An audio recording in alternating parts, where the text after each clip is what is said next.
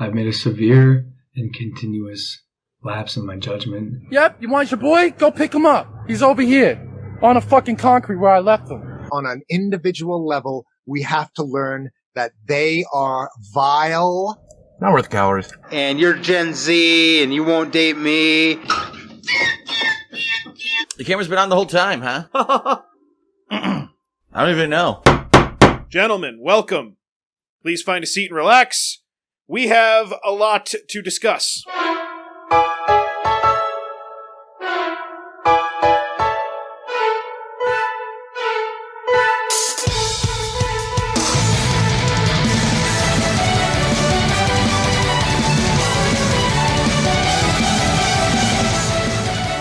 Welcome, one and all. I'm KC. And I am DC. And we are two goddamn gentlemen, bringing you this and every week a celebration of all things slovenly degenerate gamblers and woke serial killing. Yeah. We have... gay blacks. I mean, that's all he killed. And was killed by, presumably. To this point, we have yet to find a combination we cannot make. Head over to twogoddamngentlemen.com to cast your ballot in the Hall of Gentlemen voting booth, as well as find a link to our Twitter, link to our YouTube, and a link to our Patreon, where you gain access into our live Discord during all free and bonus episodes, including, which will come out right when this one comes out, our brand new Shows We Beat bonus episode featuring two podcasts, first covered by me, Two Goats, and that is a solid hour of hilarity for everyone. And then I'm sorry, you say hilarity? Was that the word you That said? was the word I did use. Its accuracy its accuracy could be called into question. And then DC covers Two Goons, One Room, both shows we've destroyed, both in the rankings and now in real life. Now in real life, yeah. And the latter did not need our help. They were beaten from the get-go. I'll say this, Casey, my full efforts of the week went into producing my half of that show. So I apologize to anybody tonight, but you definitely need to go to patreon.com/2goddamngentlemen and subscribe, because this week the bonus got the lion's share of the funny. We'll see. But I was in tears. I was in tears laughing last night. So that was definitely worth it. So just if everybody could imagine being on the bus in elementary school, right? And you're sitting next to your best friend and you had forgotten to do the homework, and you're like, yeah, I'm going to say I lost my homework. And then they're like, yeah, I'm going to say I lost my homework too. And you're like, well, no, we can't both say that. And I said I was going to say it first. Well, that's what DC just did, because I also am extremely behind and put a shitload of time into yesterday. So DC just ran into the classroom and was like, hey, teacher, I lost it on the way in. No one else could have done that. What are the odds of that? That would never happen. No, that bonus episode was fucking great. And we both went historical tonight, and I'm actually really excited about it. Yeah. I wanted to pump up because I have a feeling episode 50 has to be grandiose. So I know brushing who I'm up. featuring for 50. Yeah, I do too. And I'm brushing up on my chops. That's right. That's right. All right, so let's finish the intro, because we're a professional podcast. Leave us a voicemail to be heard on the show at 321-POV-FUCK. And don't forget to subscribe on whatever podcast feed you use. If you're on Apple Podcasts, leave us a 5-star review, and if you could, your mother's phone number. That would be great. Thank you. DC, if you would please read back the minutes to the week before last week's meeting, or last week's meeting if you want to discuss one that didn't really exist, even though it happened. Yeah, you'll never prove it in court or otherwise. Unless you subpoena Discord. I don't know. I have no idea. Discord's servers would be fucked if they had to record everything that ever happened on their platform. Anyway, Jimmy the Greek, the degenerate slovenly gambler himself, totally a gentleman, +4. Not a bad opening, but in the positives. Pretty okay. Okay. And Jeffrey Dahmer, the woke serial killer, fucking and beheading his way across, where the fuck was he from? Ohio and Wisconsin. Yeah, what was the name of the town? Oh no, that was in mine. It was where was Jimmy from? Steubenville. That's right. Steubenville. God damn it. Yeah, Jeffrey Dahmer, not a gentleman, to the mirror tune of -4, which is a lot closer to 0 than I would have thought. But apparently some surprised by girls in our audience. Yeah, apparently some women in the audience voting up the serial killers. We know what you do. And That's true. They do Casey, it is that time again. Even number 40. I'm excited. Every 5, but an even 10, an even 10 number. We're gonna do it then too. That's right. That's right. Yeah, it's time to do the top and bottom 5. I'm not drunk. You're drunk. Well, I think for the purposes of this, we have to read our own guy's name, right? Yeah. You want to start with the top? At number 5. At number 5 is my guy. He made a really good charge in between weeks like 25 to 30. Mm-hmm. Is that right? When you begged for it, whenever that was that you said he should be higher. Somebody voted him to the top. Yeah, Victor Lustig at a plus 27. Hanging around. Brigham Young out of the top 3 at number 4 at plus 37. Donald J. Trump at a plus 38, still on the podium right now. You love and to see in second place, and it's an absolute crime that he's in second, especially based on who he's behind. But it's a plus 48 for Mel Gibson, as we all know, is the ultimate gentleman, no matter what the standings say. Well, the standings currently say Harry Vox is the ultimate gentleman. Jess Alablanc from the chat, you know her, you love her, says that Harry Vox is now a woman. I don't know if that was brought up on the episode that shall not be named or if it was a bonus, but I don't think that was brought up on a regular episode, so we need to address that. I think that they're confused. I think that they're thinking of Helen of Destroy, another crazy crack whore that found her way into Harry Vox's circle of idiots that believe the craziness. But anyway, he's got a lot of love online. So I'm going to call for an opposite Victor Lustig. Vote Harry Vox down. Vote him down. Yes. Vote him into the dirt. Let's get him. They didn't stay committed. They didn't stay committed enough to the bit. They stopped voting up as much. So now it's time to destroy them. Yeah. Get him out of here. Get him out of here. But out of honor, for honor's sake, DC and I can't do it. You guys have to. Yeah, we can't. We can't do it. We would never. Yeah. Bottom 5. DC, you're first at the 5th to the bottom. Oh, shit, you're right. At 5th to the bottom, with a huge downward trajectory over the last 3 weeks, Darkside Phil makes his way to a minus 91, only 9 away from triple digits.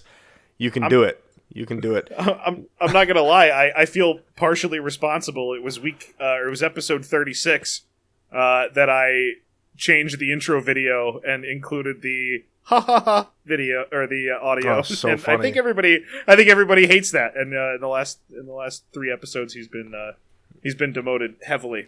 Yes. You're still up. I have 3. You have 2 of the top 5 and 3 of the bottom. Yeah, or 4 of the bottom 5. Holy shit! Wow, that's terrible. Maddox drops out of the bottom 3 for the first time since we had a bottom 3. I think. Crazy. At minus 97. So he only 3 away from the triple digits. You can do it. New to the triple digit club this week and now on the bottom 3 podium. Joe Biden at a minus 102. I fucking love it. That's fantastic. It's great. I don't know who our audience is, but we'll have to figure it out. Yeah. Second to the bottom, and really, I'm going to call him the best of the rest because it's not really. He's not in contention with the bottom right now. Right. But amongst everyone that's not that one singular miscreant, this guy is the worst, according to you, the listener. And I disagree, but it is a minus 119 for Jake Paul sitting at the bottom there. Yeah, fifth to the bottom is only 28 behind him. So definitely a good race to the bottom there. And Yaniv is so close and deserves to be mentioned. So you have 5 of the bottom 6. Yeah, Yaniv's at an 86. He just got overtaken by Darkside Phil, and Joe Biden was actually hovering around Yaniv for a while, which is Yaniv and Maddox obvious. were our bottom 2 for a month and a half at least. Yeah. That is accurate. And then Tommy Tudor came and just what can you say? Swept the floor. You need to sweep the floor after him. Like you just probably wait for it to dry first. Just shit. Yeah, crusts. wait for it to dry first. Oh my god! Sweep it up. A terrible human being. So that is your top 5. Did you officially say the score for Tommy? Minus 334. You know. Yeah. It's all in a day's Tommy work for him. Not too good. Not too good. Not or too good. fantastic, depending on what you're going for. Sure. So if you want to see the rest, there are a few, just looking over the list here, some ones that really surprised me. Let's see here. John Bulla. John Bulla is getting a lot of love in his death. He's at a -5, dude. He's only 5 away from being a fucking gentleman. Let's see here. Pretty good. Yeah. I'm shocked that Dog the Bounty Hunter is a +11. Thought everybody was going to kill me for that one. No, dude, everybody fucking loves that guy. He's at a +11. Rush Limbaugh jumped up a bit. Ted Kennedy jumped from like single digit up to +14. He's in contention. It's ridiculous, dude. David Merrill Gill jumped 10 in the last like week or two. And then Donald Trump grabbing a whole lot of love. So a whole lot of upvotes on that one. DC, you have any other updates? You said that you had an update on one of my gentlemen, but you didn't tell me what it was, and I was away. Oh yeah, Rush Limbaugh. He lost another 10 pounds this week, so good for him. It's not easy to do. It's definitely not. That's a good week. Yeah, ask. 10 pounds. I'm getting my strength back in my knee. Right, 10 pounds in a week though. I don't think I could pull that off. Maybe drop the Tito's. DC, is it nomination? Well, he's a goddamn gentleman. It is. Please do the honors. All right, I'll time you. I'll time you. You'll time me. I think I'm gonna hold my own here. We're gonna nice. go for a little while. That makes one of us. DC, we have King George the Fourth. Oh, not the that third. is some get up. Holy shit! He looks like Looks good, right? he looks like he walked into some place that had like a crazy Oriental rug. And he's just like, yeah, cut a hole in that. Like poncho that for me. I'm gonna just walk around with that. Pants, no pants. Just give me tights and 2 weird garters that I'll wear underneath my knees. Thank you. He went to the back of the store where they have all the different carpets hanging, and he just did like a spaghetti twirl. He got stuck in the high school play curtain, and he's like, ah! Finally got out. And then he just walked out of the store. Yeah. I meant to do that. Look how long it's trailing behind him. I really think that like red behind him on the wall going up to the ceiling, it's all the same thing. It's all connected. Yeah. It's an Amtrak. It's got cables. He just walks and his dress follows. He just disappears into it, and then he shows up in the room that he wants to be in, like some specter. Probably not. It was probably just picture day. It was picture day at the palace. And he wore his nicest rug. Ties the whole outfit together. It does. It really does. It's a shame. So, we're all gentlemen. We're all intuitive folks. King George the Fourth, naturally, the third-born child of King George the Third. So, as the eldest son of a king in Britain, he automatically becomes the Duke of Cornwall and the Duke of Rothesay at birth. And he was also Crown Prince of Wales and Earl of Chester a few days later. Beat that first week. Jesus Christ. He's like a WBC champ. He's got everything. It's like, I'm the 4-time champ of it. And he just got like 5 guys behind him holding belts. That's him with his titles.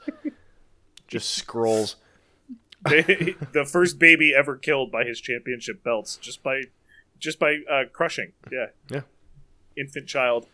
4 kingdoms, basically. Or, I don't really think they're kingdoms, right, in England. It's just kind of like, congrats, that's like what we are. Hills. Yeah, it's like, oh, that's the hill. That's the hill of York. That's the hill of Duke and Shire. As Earl of Chester, you'll be able to go outside whenever you please and choose your favorite rain cloud, and that will be your rain cloud until it is out of sight, at which point the Earl of Winsburg can claim it. Oh man, that's probably how it goes. I think so. Yeah, I think so. So George is a young guy, a very talented student, quick to learn French, German, Italian. And at 18, he got his own place. And obviously, he's the Prince of Wales. So he didn't get, like, a loft apartment. Right? He got his own palace, you know what I mean? You're damn right he did. So at the age of 18, now in his own palace, he did what any gentleman would do. He threw himself in... That's exactly right. A wildly extravagant life involving heavy drinking, numerous mistresses, and escapades. Yes. Again, just putting the check marks in the gentleman column. Mm-hmm. A witty conversationalist, drunk or sober. Mm-hmm. He was a fan of things of fine taste, DC. I mean, you can tell by the outfit, of course. Of course. Turning 21, mm-hmm. He got a grant from Parliament for $60,000. Wow. It's kind of like a salary. Mm-hmm. And from his dad, the king, $50,000, which is the equivalent now to like 6.1 million pounds. Which what's the exchange rate pounds to dollars? How close is it? Almost 2 times. It's definitely 1.5, I think, at least. I'm not sure how high, but so $3 mil a year, mm-hmm. US. Yeah. Okay, so that's pretty good. That's good. His dad, King George III, maybe some of this is like taking out work a little bit on his kid. Like, mm-hmm. he's mad about his spending. He's like fucking lose the whole fucking continent, and this kid can't even buy his own whiskey. It's ridiculous. Animosity develops between him and King George III. Uh-oh. Well, it didn't amount to much because King George, he was a pretty chill guy, actually. Looked into him for potential nomination. The guy that the U.S. escaped from and all that. Mm-hmm. Kind of just a religious nut who was pretty sick, like ill. Not even like that. Not that terrible a guy. Okay. So soon after reaching 21, George becomes infatuated with this girl, Maria, and I'm only going to try her last name once. There she is, Maria. Maria Feitzbert. Yikes. That's what I'm going with. She was a commoner, twice widowed. I can only presume it was self-inflicted both times. A commoner? Yeah. And not only that, a Roman Catholic. Boo! Well, I hated those. Well, we know that. She was twice, ruined. That's fair. So, So, Prince George is determined mm-hmm. to marry Maria, which was kind of a terrible plan because it's illegal for a Catholic person to marry someone that's an heir to the throne. Can't have that. Yeah, and right. Also make England great again. and as the prince and being under 25 years old, he can't get married without his dad's permission. Oh, that sucks. Brutal, huh? But nevertheless, the life expectancy was like 50 back then. Can you imagine? Yeah, half your life you're under control. So they don't care. They get married anyway. Mm-hmm. Although the union was legally void because the king never gave his consent, so the paperwork never really properly went through. They kept it a secret for political reasons. All good. Mm-hmm. Maria will kind of be a background character, but not, we don't want to look at her anymore. The prince plunged himself, DC, into debt, as you could imagine. Sure. Right? He's living this crazy lifestyle. Even though he's making that much money, he knows how to spend it. Mm-hmm. Eventually, King George III refuses to even assist him anymore. He's like, no, fuck off. Get out of the house. Mm-hmm. He goes, he has to live at Maria's presumably commoner residence, but a gentleman always bounces back. Always bounces back. Always. He had a problem with these debts, and he wasn't really going to be able to move forward until he figured it out. The debts amounted to over $600,000 in pounds at the time, equivalent to over 65 million today, or 30 something million dollars, mm-hmm. US. Parliament or a side note on a spending bill. Yeah, exactly. Yes. the most minor piece of pork on there. Parliament forgives it. They're good chaps over there at Parliament. Right. We all know this. And he becomes the king. Hey-o. There's the only real image drawn, I guess, of his coronation. I don't know if it's drawn that day or somebody just made this shit up. Who knows? Everybody stay where you're at. No, I remember what it looked like. I'll draw it. That man dangled his participle. Kill him.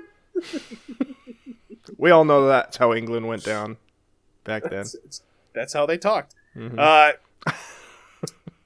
George's coronation was a pretty big affair, as you can see. And I think we've started to learn that he liked to spend some money. Let's just jump right to the 2021 number. About $11 million for this ceremony to take place. Cool. Which I enjoyed that in I think it was like a BBC article that I read about him is one of the things I was going through. Mm-hmm. And they were like, despite the cost, it was a well thought of ceremony. I was like, of course it was. It was the shit. It was the shit for everyone. What are you talking about? Not despite the cost, thanks to the cost. That's right. It was greatly spoken of by everyone who attended. And greatly missed by everyone who wasn't invited. Despite the cost. Despite the cost. Oh my God. What the hell are you talking about? So, now he's the king. And now it's time to relax. Wear more cool outfits like this one. Oh my God. He looks like oh fuck. Who's Lois in Family Guy? What's her name? The real life McFarlane, right? No, Bonnie McFarlane? the lady. No, I don't think it's Bonnie McFarlane, but she was on Mad TV. Anyway, somebody will think of it or Google it. Chat. Oh, okay. You know what to do. Yeah, chat will help. Miss Swan. Miss Swan, if that helps. The coronation, super expensive. He becomes the king. But the lifestyle doesn't change all that much. Mm-hmm. He relaxes. Alex Borstein. Okay, we got it. There you go. Thank you. He hung out. He drank. He ate. He whored around. He was a gentleman. Didn't do a ton of ruling, the entire time. He wasn't focused the whole time. There were great achievements. I believe defeated Napoleon. It was a dunk contest, I think, so it wasn't that bad. And he did a lot for Catholics. Clearly, he had a little bit of a soft side for them. Yeah, that's what he called her. Yeah. Flip over. That's not the soft side. In the summer of 1788, his health just turns for the worst. Like it just goes toothache. just goes horrible. Did him in. And it's speculated about what it was. VD, arsenic, drank paint, or wore it as makeup. Right, all of these things. Right, lead base that's just soaking in. Yeah, all this normal stuff that you do back in the 1700s. He was able to fulfill some of his duties. He was able to call Parliament together, but then he checked out. He was completely deranged, posing a threat to his own life. And when Parliament came together in November, he couldn't even give the speech that he's supposed to give to start Parliament. So they didn't really know what to do. So they decide, all right, we got to figure out. We got to get some kind of a regent in here, right? Like hold the thing together. It's a dangerous precedent. It is, and that'll give the power over to Parliament. You'll never get it back. Well, yeah, we'll get to that. Yeah. Well, we won't get all the way to that, but that happens a little bit here. So they argue for a while. A bunch of British dudes want the job. Who gives a shit? Skip over that. Right. And in February of 89, more than 2 months after Parliament came together, because they couldn't figure out what the fuck they were going to do here. Jesus. They Useless. finally were formally opened by what is technically an illegal group of Lord Commissioners. Okay. And they're illegal because, and again, who's writing these laws down? They needed the king's permission to call a Regency meeting. Guys, come on. That's some good forethought by the old kings. You need my permission to usurp me. Yes, sire. You need the king's permission to replace the king in a time of emergency for said king. Okay. Perfect.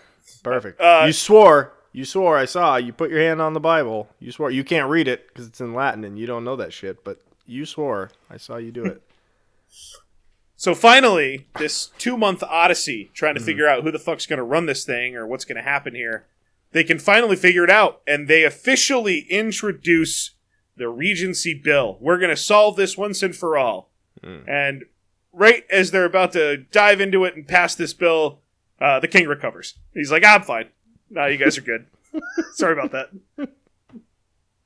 That was a bender. Sorry about that, guys. Couldn't think straight for a minute. So I got into the mushroom patch. Sorry about that, guys. Sorry, guys. I got into the mushroom patch for 88 days in a row. I don't know what happened. I ran out of mushrooms, so we're good now. What are we doing? Anybody They got should mushrooms? bloom by March. Is anybody...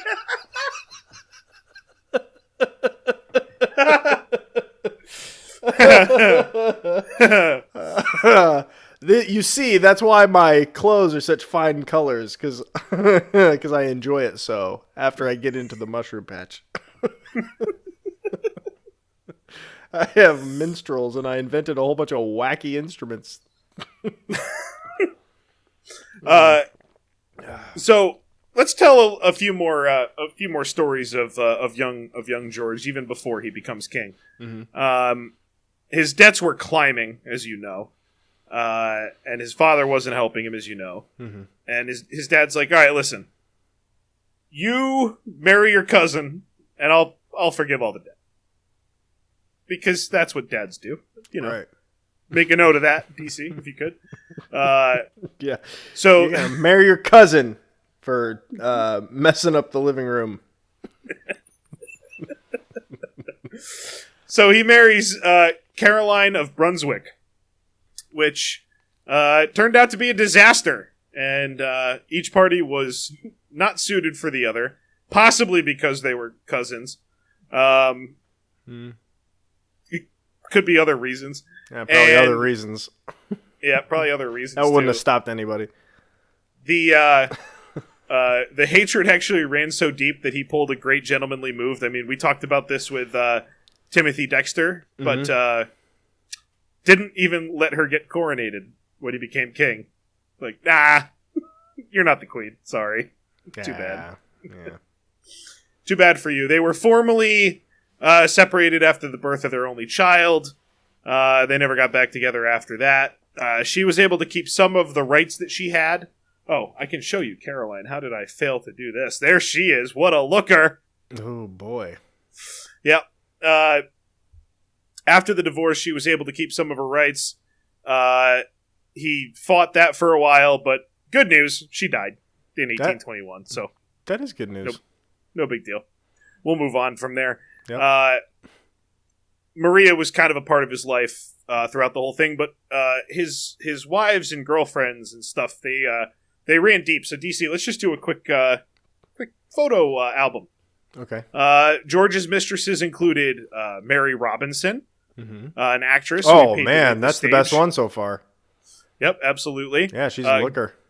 Grace Elliott. Oh, this is like Hot or Not. That's a 2. That's a 2. It could be worse, but not much worse. That's a 2. All right. Let's try Frances Villiers.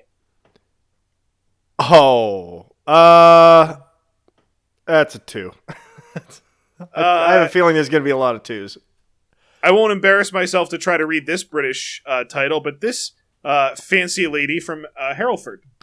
I'll give it a 4. Okay, and then finally, she's handsome. We have handsome's a great compliment for a woman. They love that. She's very handsome. You're a handsome gal. I'll tell you. It would be a compliment to her, you Philistine.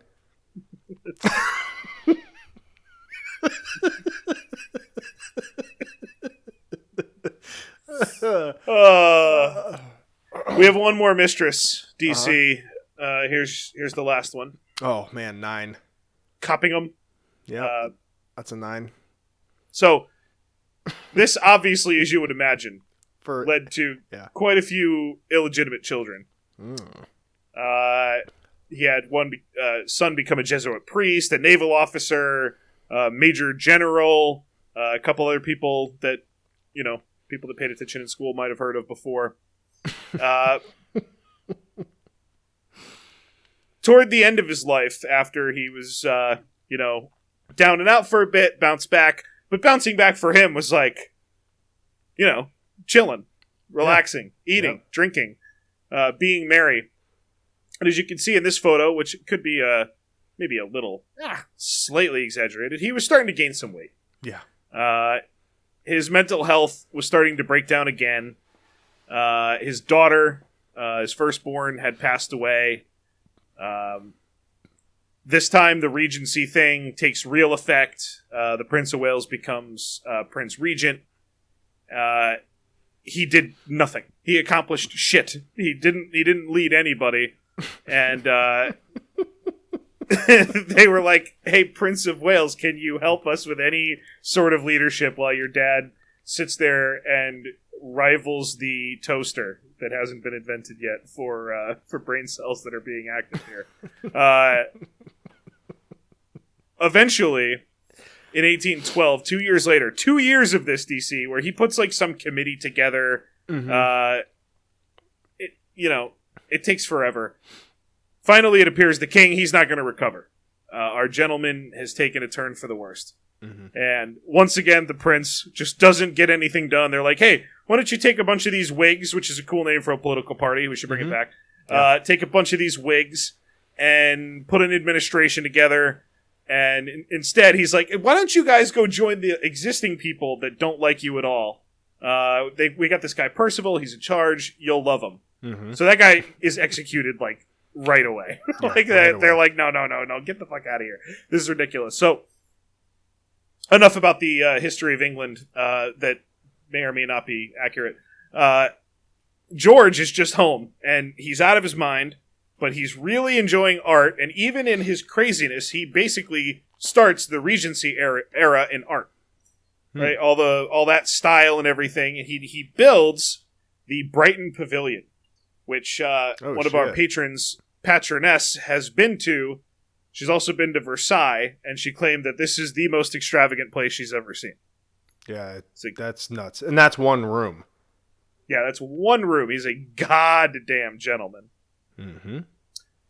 But his heavy drinking and his indulgent lifestyle have taken their toll on his health. There we go. That artist got to live after this was drawn. That other one did not. It's probably accurate. He had become obese through huge banquets, copious consumption of alcohol. He was ridiculed in the rare times that he went out in public. He got a corset made for himself. Oh shit! Yeah, that's bad. That's bad.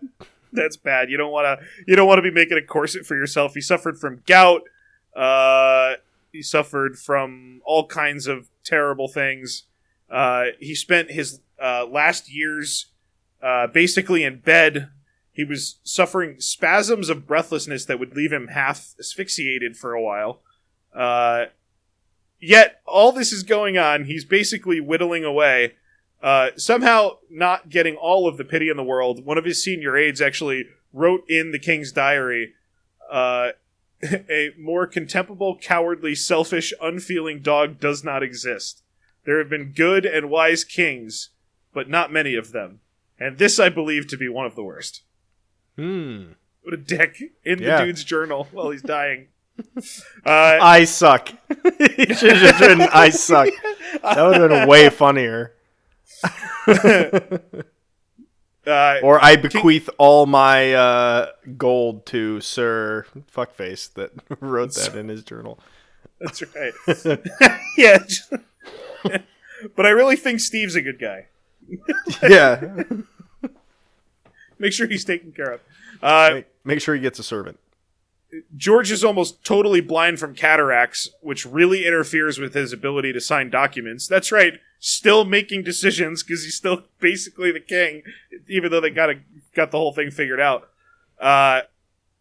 In mid 1829, Sir David Wiki said that the king was, quote, wasting away frightfully day after day, and had become so obese that he looked like a great sausage stuffed into the covering. Not ideal. It's not how you want to be described. I mean, there might be worse ways. He but looked that's like not... an overstuffed sausage, just about ready to burst its casings. So he's doing great. But DC, the amazing part is how long this kept going on for. Right, this has already been years of him like just in this state. Now we fast forward. Now we're in the next spring. Now we're in 1830. He's still going. Damn.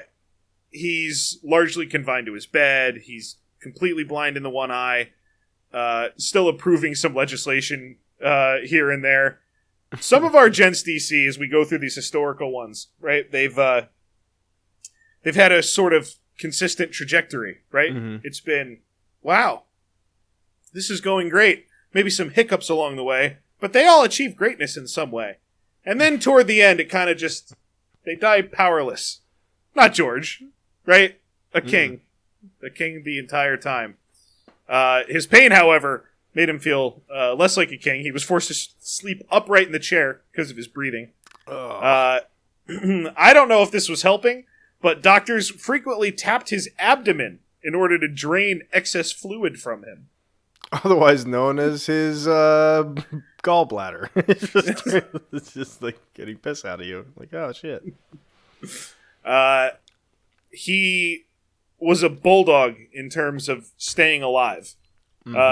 His meals, somebody described in April of 1830 that his breakfast was a pigeon, a beefsteak pie, 3 parts of a bottle of Moselle, a glass of dry champagne, 2 glasses of port, and a brandy.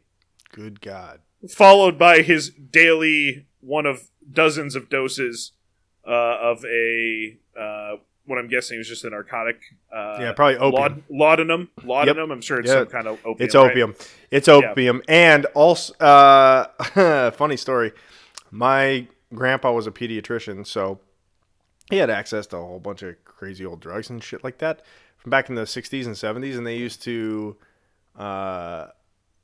prescribe that for everything, any kind of pain you ever had. It was just like, yeah, just take some laudanum. It was like Tylenol, you know. And now that's bad. Now they're like, well, no, don't take Tylenol. Take honey. Just have a spoonful of honey. That'll help. Fucking think good thoughts. Think good. Yeah. Pretend that didn't happen to you. Pretend you're not in pain. Now, how do you feel? Like I'm gonna kill you. Oh, that's problematic thinking. It's because I'm black, isn't it? Ah! Fucking kill you. So I found a bottle of laudanum like up in the cabinet, like way back behind like cups that hadn't been used in forever. So it's helping my grandma like get her shit together up there. And I was like, what is that? And I Googled it and it's like opium. I was like, there's like half a bottle of this shit left, but it looks like it expired 2 years before I was born. So I don't know what to do with this thing. I was like looking all over it. It looked like, seriously, it looked like old antique, like 20s medicine that was like a brown bottle with like a label that was like glued. Like somebody had to like put rubber cement on the label and like stick it to the bottle. And it was great. That's it really crazy. did the trick. Yeah, it really got me really super messed up. By the way, there's something inherently different about every terrible meme. There's 2 kinds of people. There are 2 kinds of people in that when you find something in a pill bottle that looks 25 to 30 years old, there are 2 kinds of people, and some of them go, I didn't know what to do with it. And then everyone else There's a whole lot of splits. Yeah, there's a whole lot of splits there. So I knew immediately. I was in that group, and then I Googled what it was, and then I wasn't in that group anymore. Then I knew you were in a immediately. different- Then I knew immediately what to do with it. In June, his doctor, Dr. Halford, said that, quote, His Majesty's Constitution is a gigantic one, and his elasticity under the most severe pressure exceeds what I have ever witnessed in 38 years. Awesome. It's a goddamn gentleman. But everybody goes out one way or another, DC, and at about 3 a.m. on the 26th of June, 1830, at his Windsor Castle, King George IV peacefully awoke and took a very large and very bloody shit and yelled, Henry! Henry! Fetch him! This is death! And he was right? He was. He died. Oh, Jesus. He died. Within a few minutes. That had apparently. to be... That's a telltale sign of cancer. But within minutes, that seems like maybe something like ruptured inside him or something. He shit out more than he should have, yeah. Actually, an autopsy was done, which I think back then was witchcraft, but I'm not sure. Yeah, it was check for openings in the skin somewhere. Oh yeah, turns out he's been stabbed. This is consistent with Blade. You imagine like the first people doing autopsies. They just had such a bad grade that eventually they just stabbed all the bodies that came in. Like, another stabbing death. Too bad. The guy gets rolled in. They pull the blanket back. They see he's got gray hair, and they just put the blanket right back over. Solved. This man lived far too long. He did die of something else, DC. You're right. It wasn't just cancer. He had a bleed in his upper gastrointestinal area and a ruptured blood vessel in his stomach.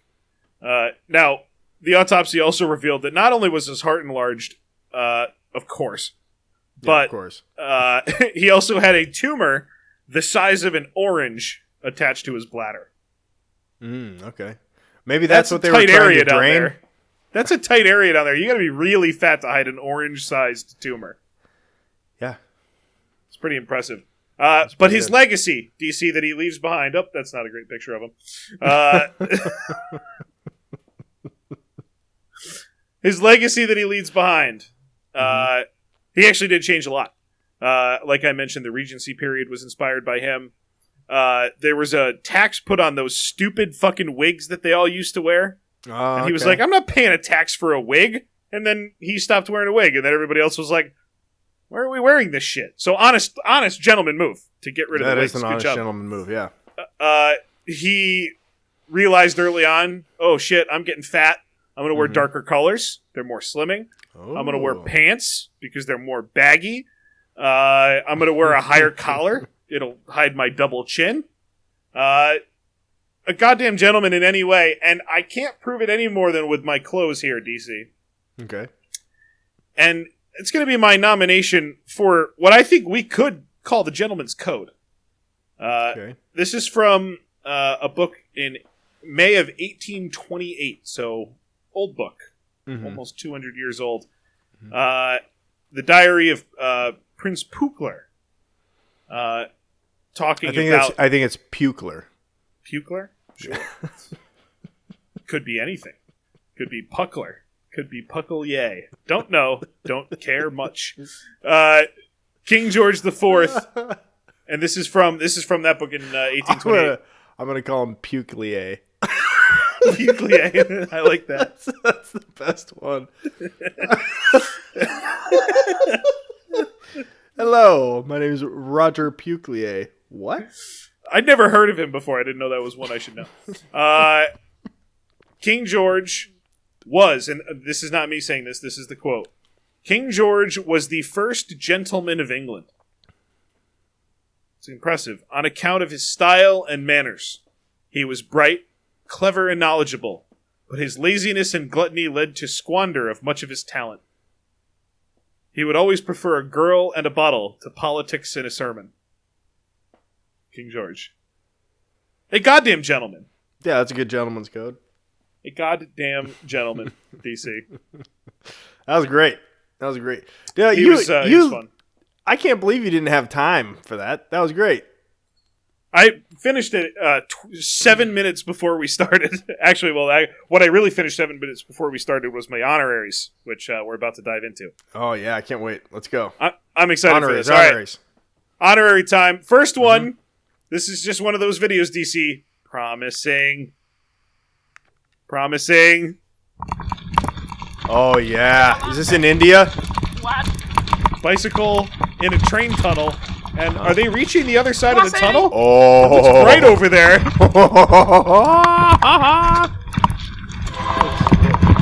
Yeah, get down, dude. Oh, he's going to try to outrun it. Oh, they're not that far in. Oh, I think I've seen this one. And the train goes right past him, right? As soon as he gets out. Yeah. Lying down was not going to help. But thumbs down. That was a promising one. Could have gone better. That was promising, yeah. In this next clip, DC, I have to admit, there are 3 key players here. And I will say, I have been one of these guys in this video. And as a spoiler, it's not the guy filming and it's not the cop.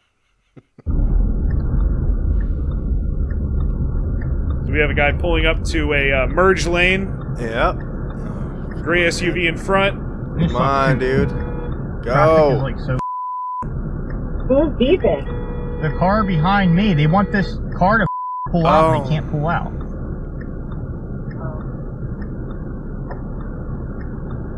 Dude, they have like a whole lane. Yes. Yes. Oh, and it was a... What a douchebag. What? Oh, you... Oh, yes! What a... Yes, you stupid! I have okay, been no, that I'm not guy. the driver anymore. Oh, you stupid! No. Instant karma! The... Oh, my God. I've done it. I did that, and I got pulled over. Didn't get a ticket, though. Well, what the fuck was the cop doing driving like a fucking idiot? Yeah, he was just... Yeah, he heard the beeping, and he was waiting to be a dick. God is my damn, guess. Dude. So I've been that guy. I want to be this guy. Somebody got loose and is joyriding Someone got loose. the fucking golf course. And he's running over flags. Oh, okay. Oh, shit. I disavow. Damn. What an asshole. Yes. I would do it, though. Holy shit. I have one more honorary Who's this DC. guy? And it's a 2-parter. This is how axe throwing can look.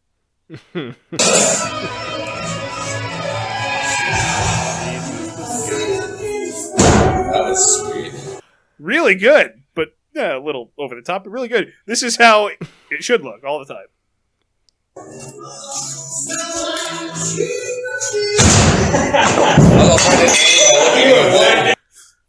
Missed a 4 feet wide. Yeah. But a good effort. He looked better doing it than that other guy. He did. Oh, shit. Casey, I've got 4 honoraries, but they're in like 3 different categories. So you and I both brought in some driving videos. My first honorary gentleman is this gentleman driving a truck. He's got a dash cam going. He's in a 18-wheeler, right? And he's got, I don't know what he's in, but he's in something big. I don't know if it's an 18-wheeler or a box truck or what he's in. Looks like something big. So he's got a dash cam going. He's on the phone with somebody, and this ensues. I thought he handled it like a gentleman. You be the judge. All right, so we got a car merging. Coming over. He's trying to. I'm going to do it anyway. I'm going to keep coming. Oh my God! What are you doing? And he just kept going. Keep your foot in it, Dale. Get through there.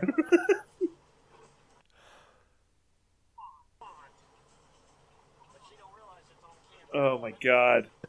I can't hear what he's saying. Oh, the audio. Holy yeah, shit. the audio didn't come through very well on that. Oh but no, it was like, it was dead silent. Basically, I heard it very faintly, but he goes, "I'll bet she didn't even know she was on video."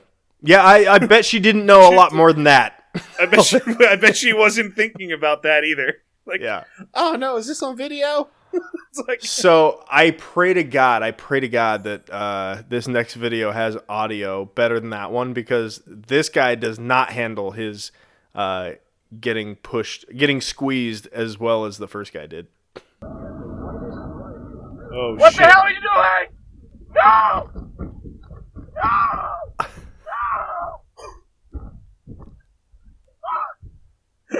Okay, man. Relax. Fucking relax. That guy had somewhere to be. For the podcast listeners, it was a tractor trailer pulling just a crazy move uphill in a blizzard, passing a plow. But the guy going down the hill, he clearly had enough space. I understand, the moments of oh shit, but yeah. There was clearly he did not need to go as far as he did, but he went right up over the barrier and fucked his tires up as he was going. I wasn't offended at all by his driving. I was just mortified by the noises he was making. Yes. Yes. I don't care if the driving he did fine, he did what he was supposed to do. But the noises, he had the room and he did the move he was supposed to do. Don't make that noise ever unless you're positive death comes next, because you don't want to walk around knowing that noise came out. That noise came out of you. I agree with that. All right, Casey, this next gentleman is another pick your own adventure. You tell me which one is the gentleman. It's a quick video, and hopefully, for the love of God, sound. There we go. Oh no! Who let their kid near a camel with a stick? It was chasing a camel with a stick. So I don't know. I'm going to say the gentleman is the camel on this one. 100% the camel. 100% the camel. Last video, Casey, if you would for me, go ahead. Again, pick the gentleman. It's not hard to find. What are they? This is a lady trying to catch. Yeah, it's like a little gopher. So she's down in this well or whatever the hell they're digging. She's got it trapped. She realizes she's too short to lift it up and over, so she goes up this ladder to get out of this attack the kid. It's gonna attack the kid, or it's gonna go right back in the hole. Oh, it's gonna bite them. He's letting them pet it. It's a wild gopher.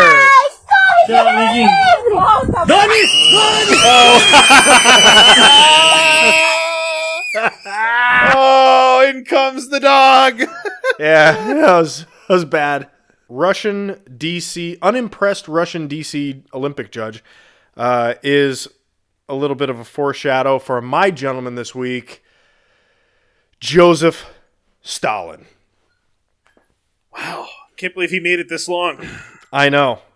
Joseph Stalin was born, depending on who you ask, Russian records show that he was born on the 18th of December of 1878. But there were calendars used at the time that said he was born on the 6th of December, 1878. But he also changed his own birthday later in his life to try to ward off the Tsar's guards and officers, thinking he would just fall off the records if he changed his birthday. It didn't work that way, but he only changed his birthday to the 21st of December of 1881. So he made himself 3 years younger. It didn't work. It just made the confusion even worse later on. Who lies about their age? We've covered this. Ridiculous. God damn it. So when he was a kid, he got his ass run over. Back then, you didn't have cars to run over you. So he got run over by a horse-drawn carriage, which was back then's version of getting hit by a car, which I don't know. The thought of that was just really funny. He got real fucked up, and he had to have surgery on his left arm, which left his left arm shorter than his right arm. And that held him out of the military. So it probably saved his life because by the time he was eligible, they were in like a crazy war. Which, dude, all of Europe, east, west, north, south, was in some kind of fucking war from all the time. 1690 to fucking 1950, right? Everybody's just in a fucking war all the fucking time, morning to night. So he was saved from having to go on the front lines, probably dies, and he never makes it to this awesome podcast, which is the height of his life and post life. So right. Yeah. So I tried to look at pictures to see like how bad it was, and you could definitely notice his left arm is like janky. He's always trying to hold something in his left arm, so he has a reason to have like a deformed looking like grip and like all, I don't know. It's sketchy. And he's a very vain person, which I can understand, because this next image, if you would show it for me, is Joseph Stalin at 23. Dude was a dime piece, man. Damn. He could get it. Back in the day. That's the best looking gentleman we've had, I think, so far. Dude, easily. And it's Joseph Stalin. What are the odds? Funniest shit. So he had flowing locks of hair that, got him from poverty status, because he was born in Georgia, which technically in the USSR was an equal partner, like an equal share to Russia, even though he was not technically Russian. Go ahead. Remember, by the way, when there was like big fights and stuff in Georgia like 15 years ago, and my entire generation went, "Oh my God, bombs are going off in Georgia." Oh, I don't care. that was everybody's reaction. Yeah. And they thought it was the state, and they thought it was the state of Georgia. They're like, right. "Oh, bombs going on? Oh, we don't care about that. That's good. Good. Those racists, they deserve it." God damn. So, so he had a weird arm, but he was pulling in a decent amount of tail. He went, so he grew up very, very poor in Georgia, and was actually a weatherman for the Soviet Union, which is really funny. Wow. Yeah, he was a weatherman who was very politically inclined. So he would go to rallies, and he would bolster the cause, whatever it happened to be. He was a Bolshevik. He was part of the Social Democratic Party of Workers, and then obviously part of the Communist Party of the Soviet Union.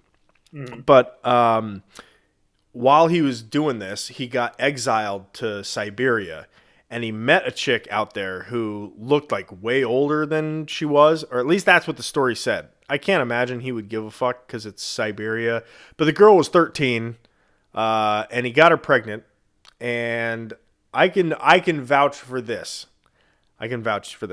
Russian girls start dressing much older than they should very early on. I don't know if that was still the case. Not surprising. Yeah, I don't know if that's still the case, or if that was the case back then, or if it was because they're kind of like behind in their whole revolution socially, right? They're way behind. They started in like the 90s. Maybe the 80s were when like the rebels came in, but they were still communist then. It wasn't until 91 when the Iron Wall fell, or the Iron Curtain rather fell, that they could literally do whatever they wanted and not fear. Well, they were still all fearful, but anyway.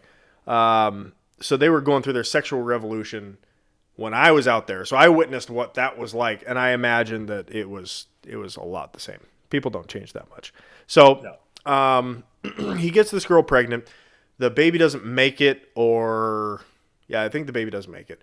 And they hide the story completely of this girl, obviously.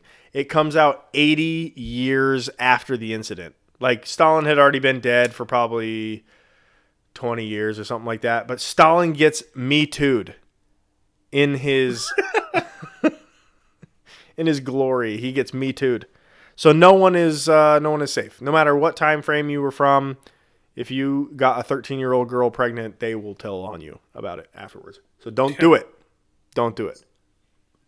Not just for that reason, though. For that reason.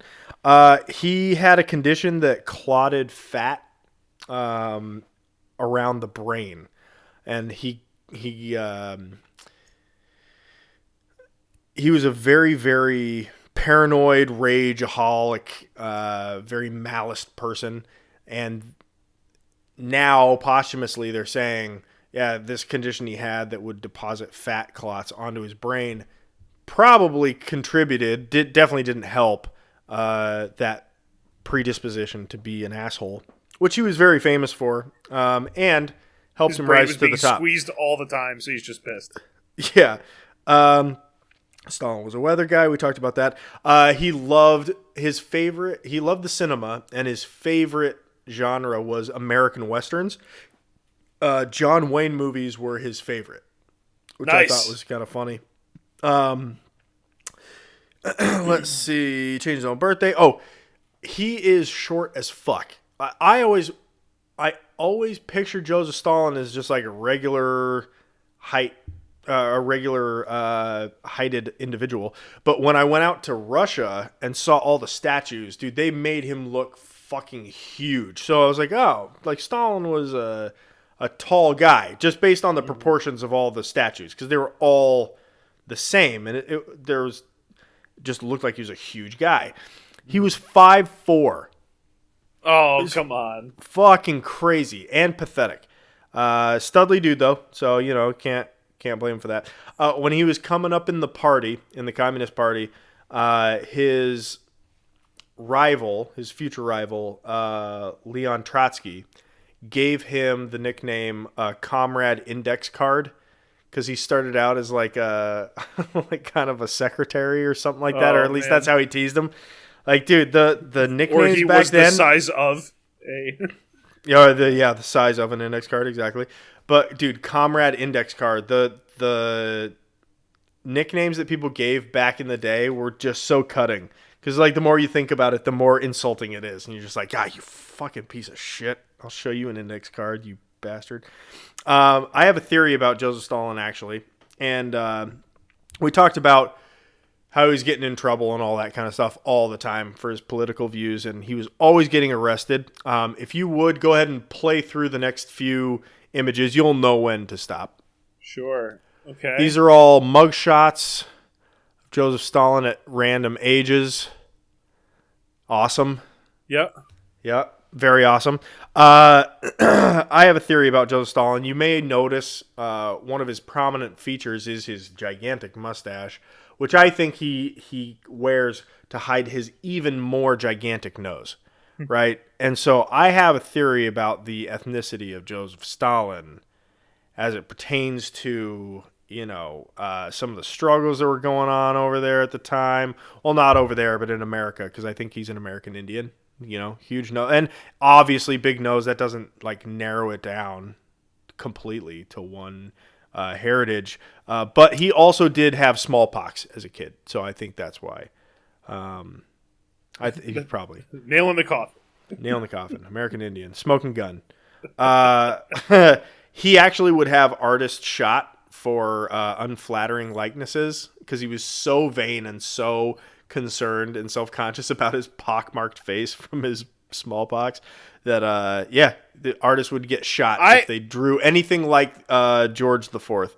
I can identify with that, because anytime anybody's ever said, "Can I take your picture?" like as a group, I've always wanted to kill them. So someone's like, "Sir, may I draw you?" Will you just sit there while I draw you? Only naked. Only if it's flattering. Yeah, I mean naked. So Joseph Stalin would shoot artists, so there was obviously that kind of censorship going on where the next guy is not going to draw him accurately, right? He's going to kind of touch it up. But he would also do the same with photographs, where he was like revolutionizing Photoshop, because he would do like different kinds of development techniques, I guess, to like fade out areas of the photo, kind of give himself a little bit of a buffer. So I thought that was kind of funny. What an innovative and a gentleman.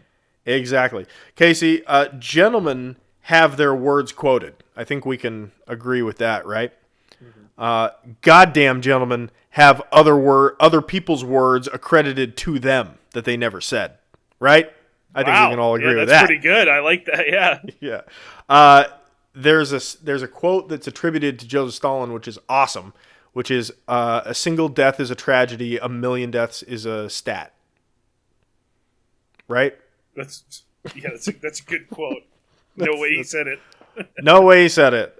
In fact, the first person that said Joseph Stalin said it, or at least recorded that Joseph Stalin said that, was a German chick that like he never would have met or something like that. So like, nah, that's horse shit. So who knows? Who knows who actually said that? But a goddamn gentleman will always have other people's words attributed to them. While Joseph was in power around the time of World War II, this is the last point I have on him, and it's the best point, I think. It's so funny.